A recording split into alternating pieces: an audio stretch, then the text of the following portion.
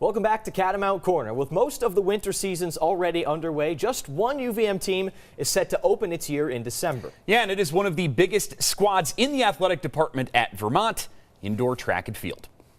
Yeah, it's certainly a transition for me, changing gears from cross country to doing indoor track and field. From distance runs outdoors onto the Gardner-Collins track, a solid chunk of the UVM cross country team is headed indoors for the winter.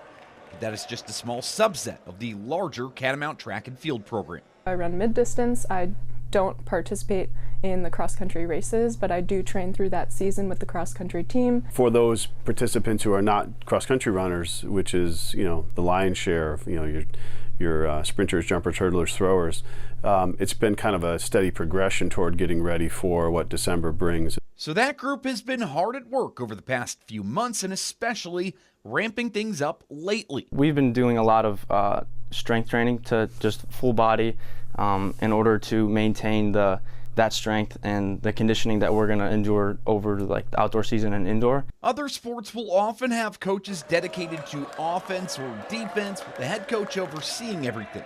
But track and field is almost more of an amalgamation of several different sports than one cohesive game. So it really is a group effort. Joe Gingras, Casey Hill, I don't really see them as assistants as I do as head coaches of other areas, other sports. I mean, there is no consistent oversight. They're literally in different areas, geographically. With that separation and the gigantic roster, it can be hard at times to build the chemistry and energy necessary for everyone to perform. But the Cats do the best they can. I mean, we're all spread out, but we're very much so like a unit and together. I mean, on the track when we're practicing, everyone's always, watching each other, supporting each other. You're in a span of space that's 160 meters surrounded by a 160-meter track, so you definitely have to be close together. There's a little bit of overlap in the events. When you're kind of hanging out waiting for maybe a race on the track to start, you can start talking with some people doing field events about what they'll be doing that day, what they're trying to get after, and what their goals are. It's a good way to connect.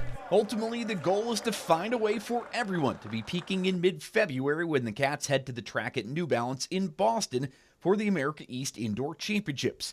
Vermont is hoping to improve on their showing last year, where the men finished 9th and the women were 6th. But right now, they're just excited to get out and compete again. I'm very excited. It's like you're always itching after it, when over the summertime and when you're working, and it's hard when you don't have a lot of opportunities to really find results.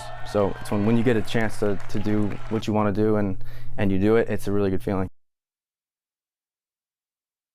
Things off on December 2nd at the Sharon Collier Invite in Boston, with a trip to Kingston, Rhode Island, and the Dartmouth Invite the following week.